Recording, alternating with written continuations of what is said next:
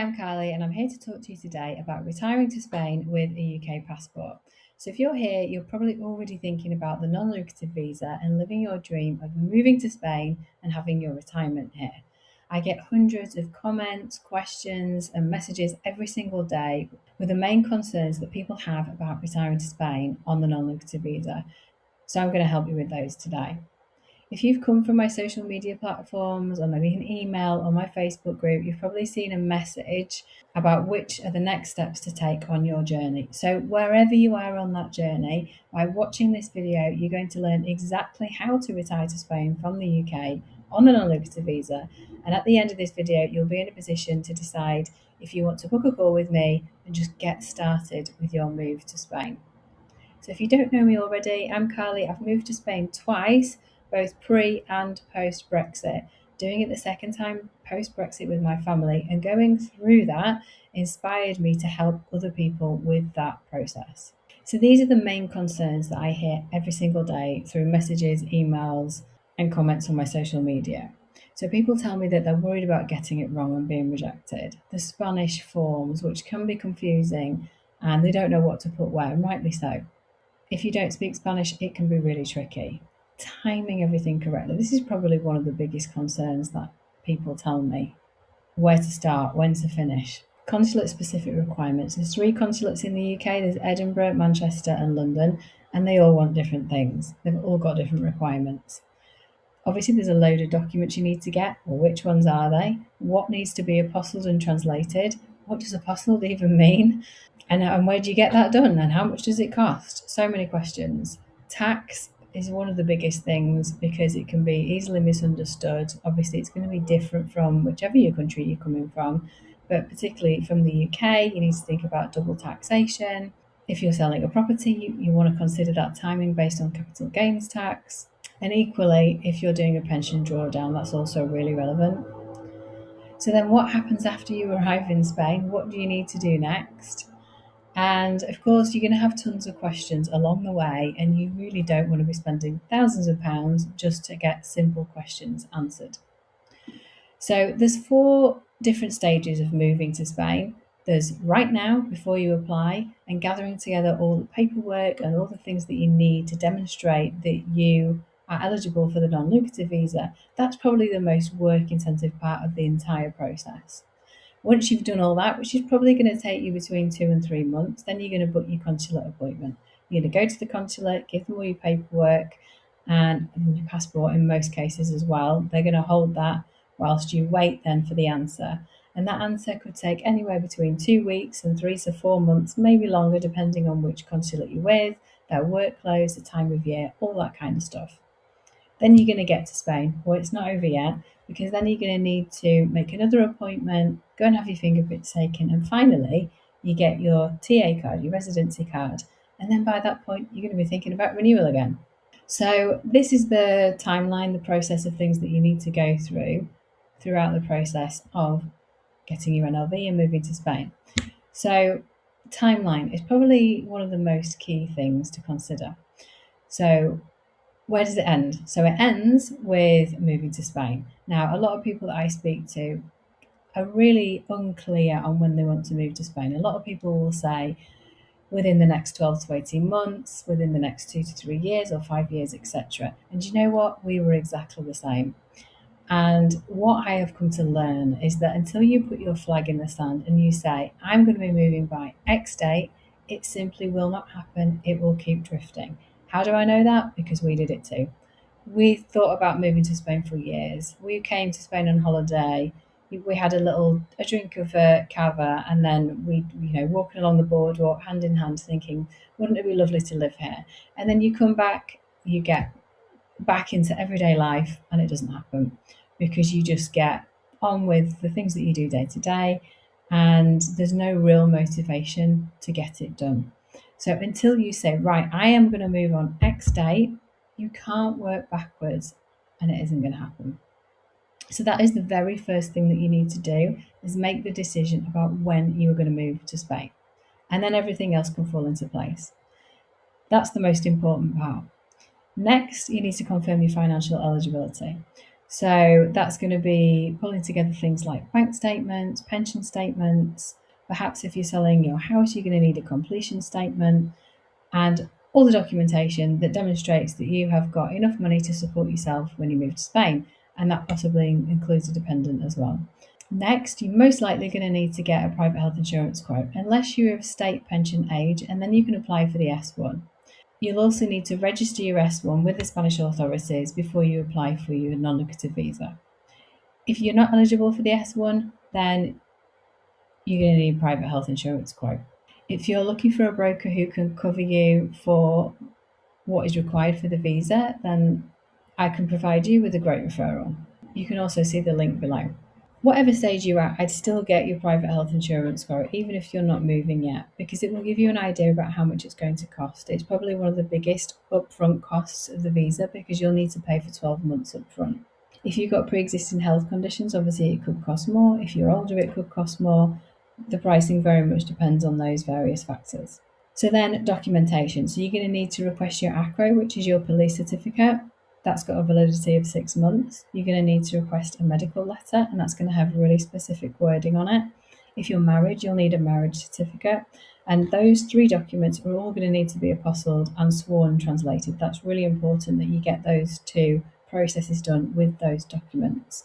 The ACRO is valid for 6 months. The medical letter is valid for 3 months. So you need to make sure that your timeline basically fits in with getting those documents and getting the things done that you need to get done to them, so that you don't end up redoing them, waiting for them, and having to pay for them again.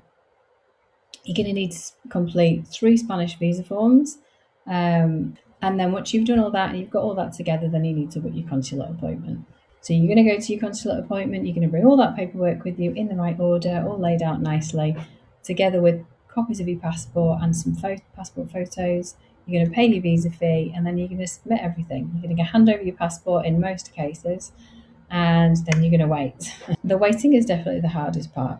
And then when you get to Spain, you're going to register your address at the Padron, whether that is a property that you already own or if it's a rental property. There's going to be a couple more forms to complete.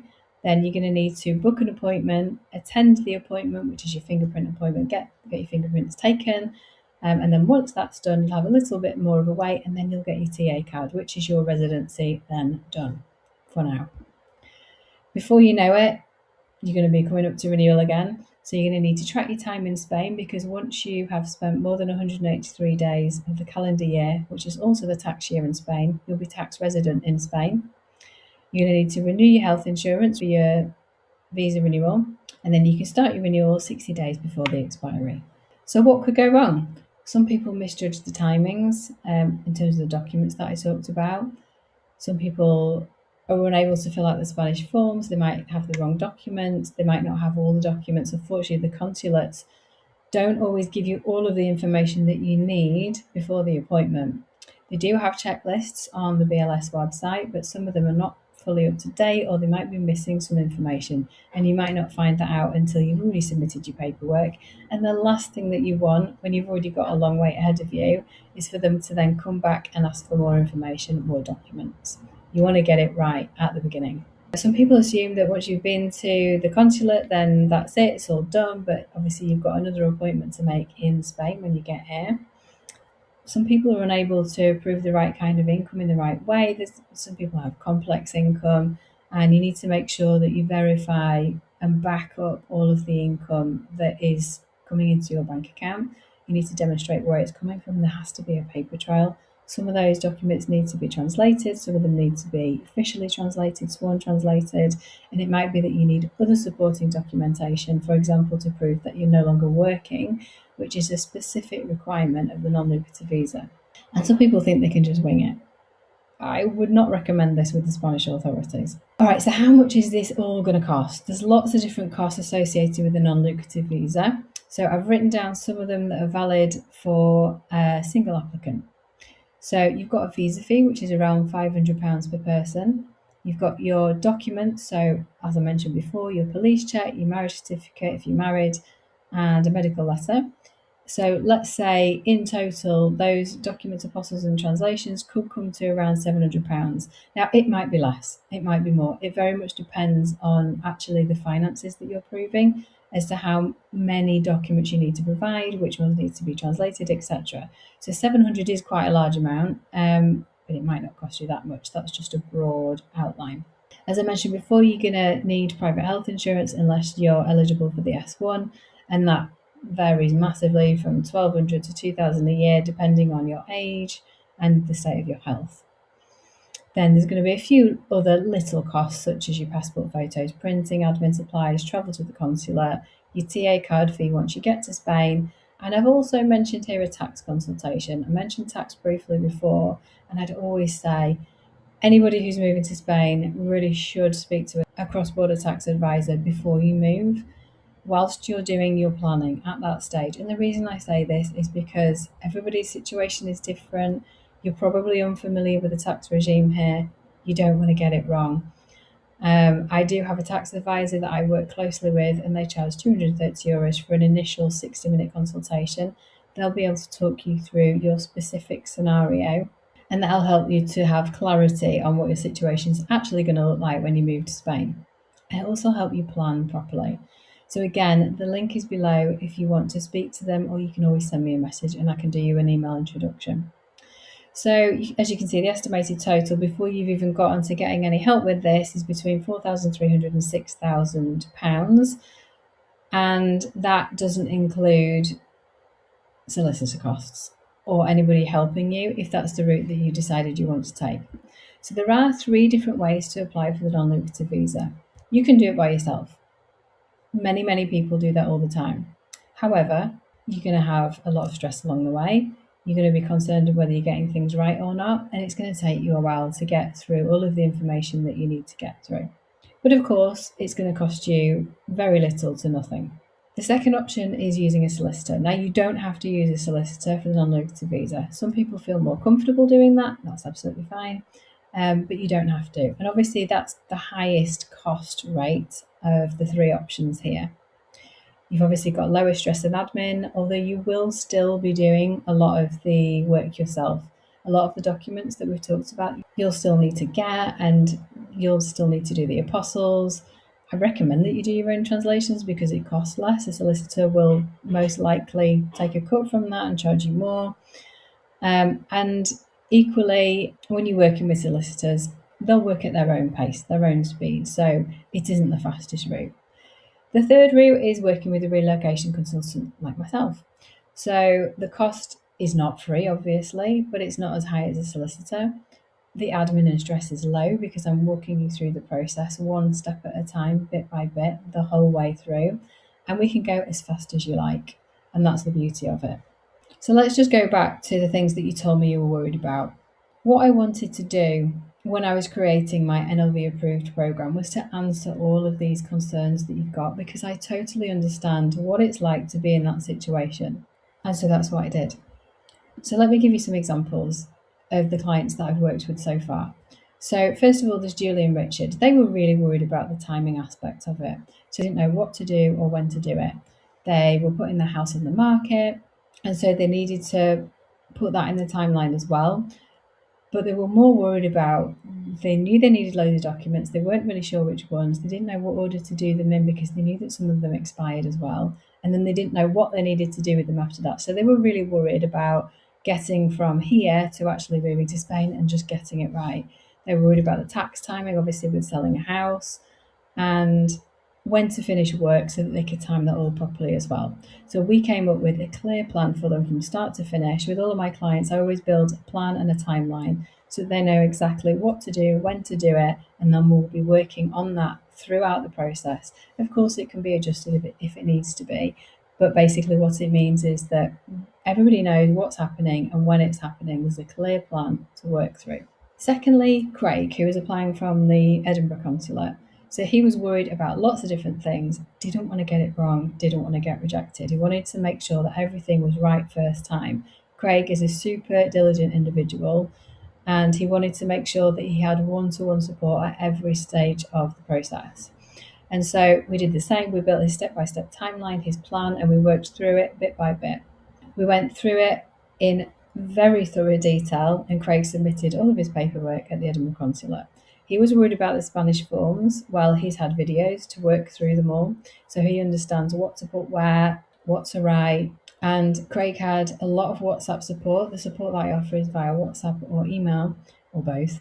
But WhatsApp is obviously quick. You can do voice notes or text messages, and that helped us to work through the process really, really quickly, because whenever Craig had a question, he would just drop me a WhatsApp and I'd come back to him very quickly so that we could get through that process. His plan was, I just want to move as quickly as possible. He'd been thinking about it for 10 to 15 years and never done it. And he's like, now is my time, let's get it done. So once we'd gone through all the paperwork, he was ready to submit it, that's been done, and he was confident that everything was as it should be.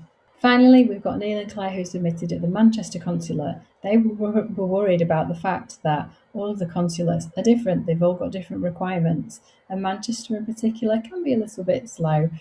So they were worried about giving up their passports and then having this long wait and then potentially being asked for more paperwork and it being delayed. So again, they wanted to make sure that everything was right when they submitted it. They had a slightly more complex financial scenario.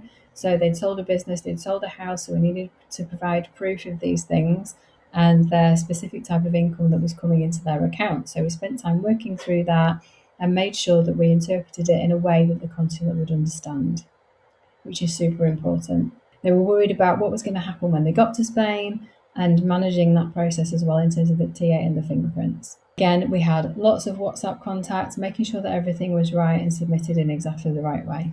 So what is actually included in the support package NLV approved? So there's an initial call, which I normally charge £99 for, where we map out your plan and obviously check your eligibility, make sure it's relevant for you. We come up with your timeline, which is built around your target move date, so you'll have already put your flag in the sand by that point. We're going to go through all the forms and documents, all the document planning, so all the things that you need to apply for, what to do with them next, links of where to send them, what to do with them, etc. Referrals for trusted providers. This isn't just the NLV application, it's everything around it. There's so many things that you need to think about when you're moving to Spain. You might have pets, you might need healthcare, you might need removals, you might need help transferring your money into Spain, because obviously you don't want to be losing out on currency rate exchanges or charges from Spanish banks, which are quite high just for receiving money. So all of these different things, I've got partners for everything that can help you with this process throughout. Before your consulate appointment, we check through all of the paperwork. As I say, we've got ongoing WhatsApp support, post-arrival support when you get there. And also you get my full step-by-step guide for applying for the non-lucrative visa. This is actually a separate document, but if you go on my NLV approved package, you get this document for free. And that takes you through the process step-by-step with everything you need to know along the way. So tell me, when do you want to be living in Spain? Have you put your flag in the sand? Have you decided, I want to be in Spain by X date? Remember, there's several stages that you need to go through before you can get to Spain. And there's 3 different ways that you can apply for your non-lucrative visa. So why should you work with me? When I work with my clients, I build a really close relationship with them. This isn't just a transaction.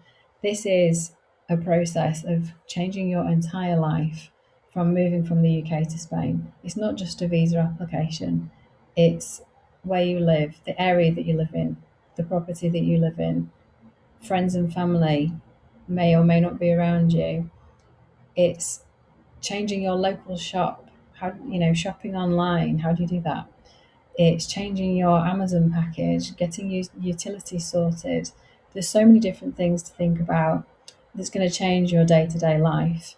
And you can do it yourself. But most of my clients have chosen me because they want somebody who's going to help them through it step by step. They want somebody to be able to ask questions to. When you wake up at 4 in the morning, you're thinking, oh my goodness, how are we going to do this specific thing? Because believe me, it will happen. They've got somebody that can ask that question to. The reason I built this is because this is exactly how I felt. And these are the things that I wanted before we moved to Spain. I knew that I wanted to be able to help people with these issues that I had had and just try and help them through the process. So if you're ready to go and you recognise that you need to get started now, click the button below and I'll send you all the details that you need to get ready. You can ask me any questions, or if you prefer to talk to me first with a view to getting started, you can book a call with me. I've currently got 5 places available. I don't take on loads and loads of people. As I said, I like to build up a personal relationship with people. I want to make sure that I can manage everybody's process in a really thorough way. So at the moment, I've got 5 places available. If you want to take one of those 5 places, then get a call booked in with me. Or if you're ready to go now, send me a message and I'll send you those details through. You can get booked on. Let's get started. And remember, if you've got any ambition to retire to Spain in the next 12 months, you need to get started now.